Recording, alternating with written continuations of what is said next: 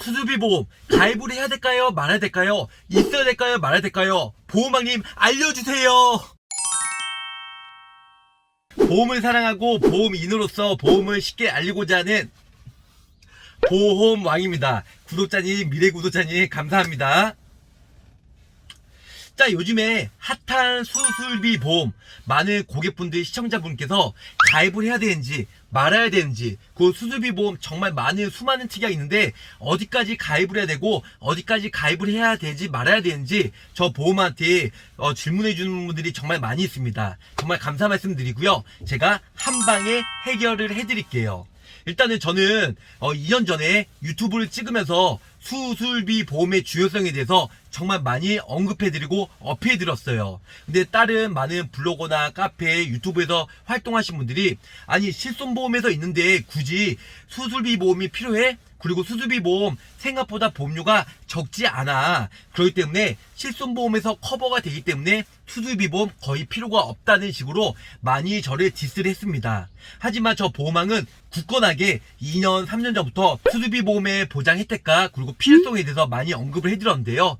그래서 지금은 저뿐만 아니고 많은 분들이 수술비 보험의 필요성과 중요성을 알고 있어서 저 보험한테 많은 문의가 주고 있습니다. 다시 한번 감사 말씀드립니다.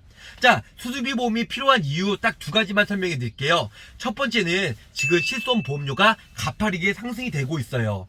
지금 현재 1세대, 2세대, 3세대 실손보험 가입자분들은 일단 보험료가 예전보다는 많이 올라간다는 걸 몸소 체감을 느낄 수 있을 것 같고요. 근데 매년 15%에서 20% 정도 인상이 된다고 가정한다면 가장 중요한 건 우리가 실손보험 예전 거는 3년 혹은 5년마다 갱신하잖아요. 그러면은 1년마다 15% 미니멈을 잡을게요. 10%만. 그러면은 3년이면 30%, 5년이면 50% 인상이 되는 거예요. 그 보험료가 걷잡을 수 없게 많이 올라간다는 거죠. 물론 100% 가입자는 본인 부담금이 없기 때문에 매우 큰 장점이 있고요. 90%, 80% 가입자들, 그리고 보험료가 부담돼서 이제 착한 실손보험, 4세대 실손보험을 전화하다 보면 병원비 충당은 수술비 보험밖에는 없다는 겁니다. 그래서 수술비 보험 중요성에 대해서 제가 많이 말씀드렸고요.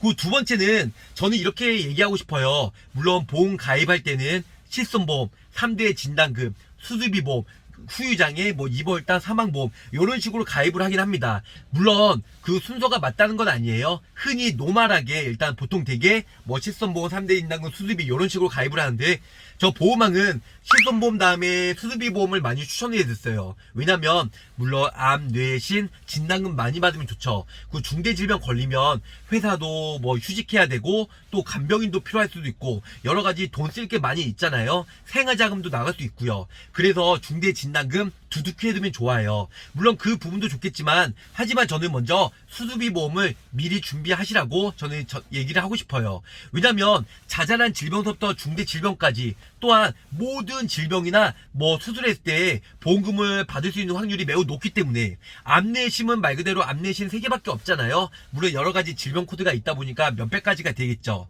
하지만 가장 중요한 건 수술 코드로 인한 수술비 보험은 일단은 여러가지에 대해서 정말 질병은 우리가 수만 건이 있잖아요. 거기에 대해서 절제, 절단, 등의 조작 이런 문구만 있으면 아무래도 포괄주의로서 모든 게 웬만하면 보장이 되다 보니까 물론 흡입천자는 보장이 안 되고 또 점, 모발, 기미, 주근깨, 미용 쪽은 보장이 안 되는 건 맞아요. 임시 출산도 안 되는 건 맞고요. 하지만 그거 외에는 웬만하면 다 보상이 되기 때문에 그래서 수술비 보험이 3대 진단금보다 더 중요하고 그리고 보험금을 많이 받을 수도 있고 자잘하게 경우의 수가 많기 때문에 실손보험 다음에 수술비 보험을 가입하는 이유가 두 번째 이유입니다. 자, 저 보험왕 그러면은 수술비 보험 가입할 때 어떻게 가입을 해야 될까요? 먼저 첫 번째로는 모든 질병, 모든 상해에 대해서 보장이 되는 질병 수술비, 상해 수술비를 추천을 해드리고 있어요. 일단은 절제, 절단, 등의 조작, 그 좀 전에 설명드린 대로 미용 목적이나 임신, 출산, 기미, 주근깨, 점, 모발 요런 거 몇 가지만 빼놓고는 거의 다 이런 문구만 있으면 보상이 되기 때문에 질병 수술비, 상해 수술비를 1순위로 가입을 하시면 좋을 것 같고요.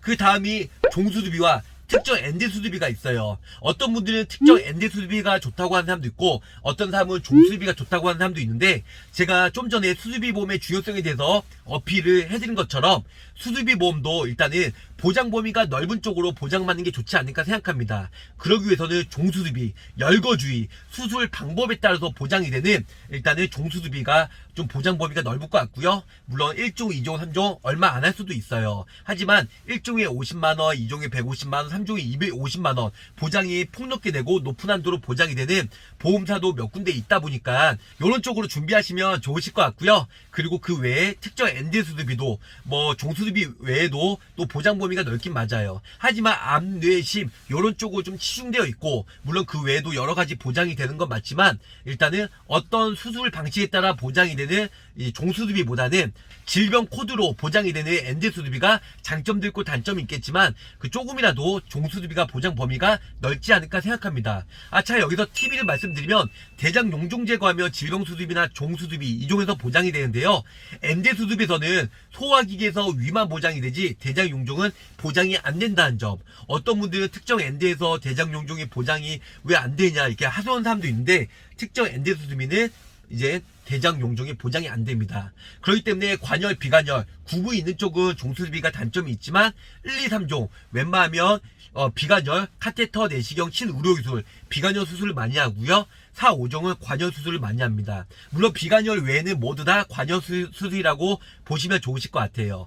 특정 엔드수술비는 관열, 비관열 구분이 없고요. 아무래도 질병 코드에 의해서 수술비가 나가기 때문에 특정 엔드수술비도 보장 범위가 나쁘지 않다. 하지만 저 보험왕이 개인적으로는 질병수술비, 종수술비, 특정 엔드수술비 이런 쪽으로 중복해서 가입하시면 좋지 않을까 생각합니다.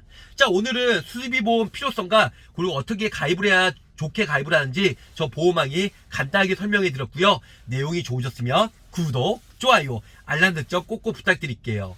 자, 가입보다는 사후 보상관리에 충실하는 보험왕이 될 거고요. 초심을 잃지 않고 열심히 일하는 보험왕이 되도록 노력하겠습니다. 자, 끝까지 시청해주셔서 감사합니다. 본 광고는 손해보험 광고 심의 기준을 준수하였으며 유효기간은 심의 일로부터 1년입니다.